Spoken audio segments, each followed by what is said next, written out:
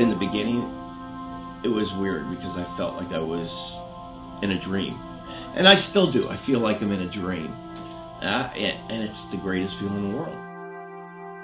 It's all about figuring out what happens when you look at space in a different way. It's almost as if these are pictures of simultaneously of the smallest possible things and the largest ones. It started out as, that looks cool, and then I can do that, and I started doing it, and not that I founded this method, but I saw others doing it, and I was like, wow, I can do that. I mean, I am doing what I want to do, and that there is no greater feeling. And as I got older, I realized that you can learn from everybody. You know, there's little things you have to learn, but I just had it in me. I think art is something that's in you, and it comes out.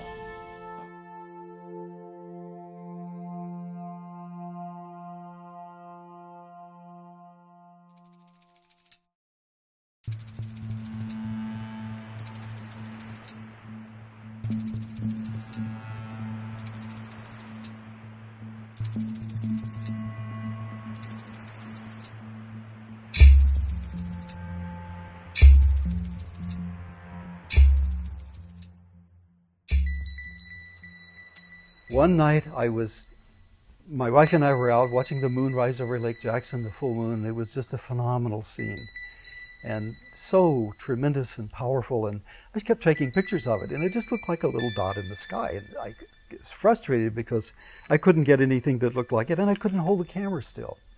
So at one point, out of pure frustration, I thought, why bother to hold the camera still? Why not just move it? So I started moving the camera and playing around with it, and I discovered that the result sometimes looked like calligraphy. Like I was painting with the moon as a source, like the moon was the brush, and I was painting with it. And that started a long journey of experimentation of painting with the camera.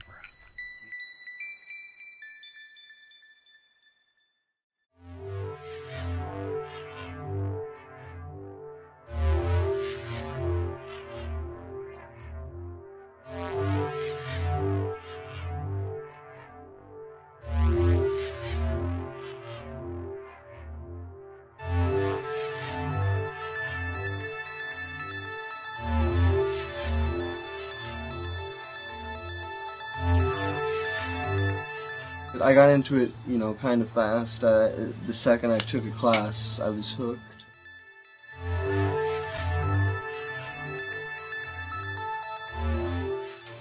Glass blowing is a lot of things. There's lamp working. Glass blowing is just blowing into glass, in my opinion.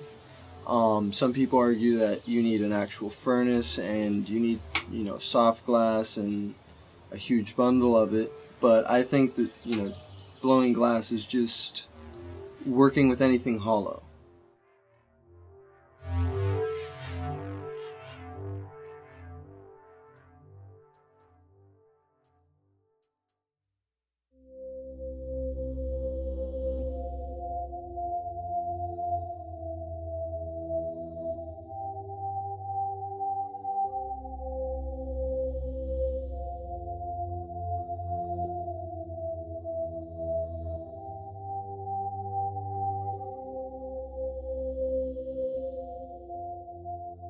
I knew as a kid I was going to be an artist. You know, you wake up in the morning, you smell art, you see it, and I used to love to watch my father work.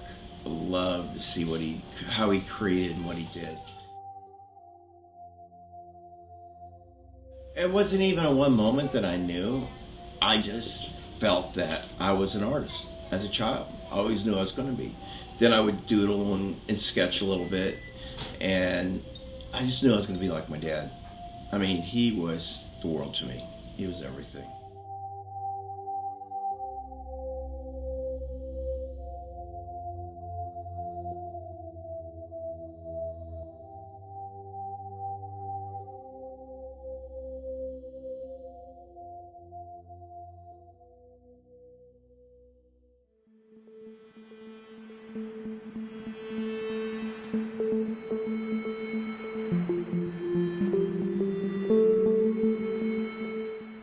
I spray paint.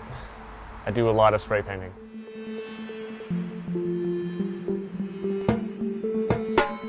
What I do is rattle cans and canvas.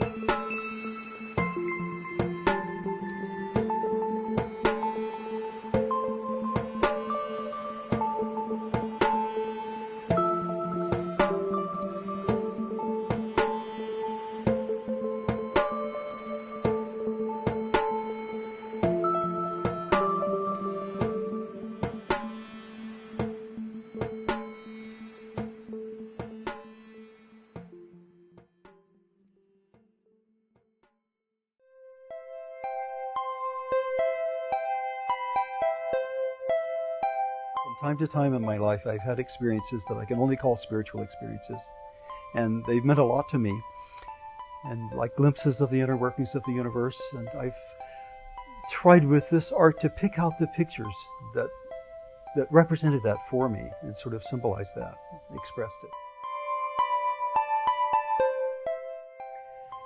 My experience of the world tends to be kinesthetic. These are more like pictures of what things feel like, more than they are what things look like. I'm nearly 70 years old, and this has been my way of going back over my whole life's experience. Lots of times nothing particular special comes out of it, and that's all right. But every once in a while something comes out, and I stand back and I look at it and say, okay, that is a picture about being in a relationship. I look at it and think, wow, I haven't been married for 35 years for nothing. That's what it's like. You're so completely intertwined, but separate. Everything affects everything else, but you're distinct.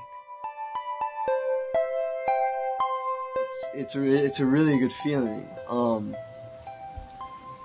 That, you know, each day I'm improving rather than going down or something like that. And every day I just try to go a little bigger. You know, every day I go a little bigger until it breaks. And then once it breaks, I cool down for a little bit, and then I build back up. I would consider myself a performer. I like the attention because it brings in a crowd. Therefore, I get to sell more because people say, wow, that's so cool. You made that right in front of me, or you made that for me because I said, hey, can you do this for me? He said one day you're going to be going through the motions of grabbing paint, putting on your brush, putting on the canvas, and you have these things. You know certain paint works with certain things. But he says, you're gonna experience something. You're gonna go through this motion, then all of a sudden it's gonna disappear, and you're gonna be inside that painting.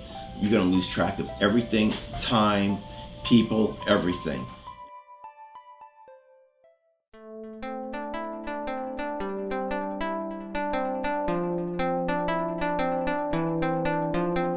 All of a sudden, immediately I thought, okay, this is the ringing of a bell that keeps ringing and getting quieter and quieter until it touches everything that's ringing quietly. And it's also became a picture of all those people who've touched your life in a way that it started ringing and will ring forever. It became my tribute to the people that have touched me. And I didn't start out with that in mind, but somehow making it has enabled me to find a way to symbolize those thoughts.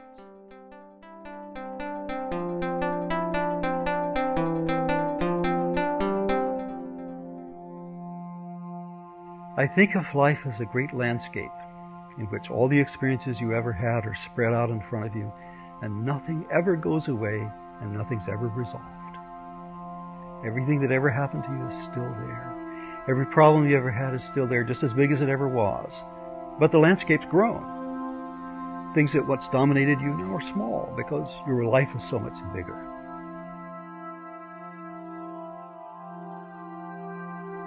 In a way, this is like going back into the great unknown. I'm looking for things that I not only don't know, but are unknowable. The mysteries. And you can call that spirituality if you like. To me, it's a sense of recapturing the mystery of everyday life. After I work with these pictures and take pictures, I begin to look around the world and I realize it's all a mystery. Everything is strange and wonderful.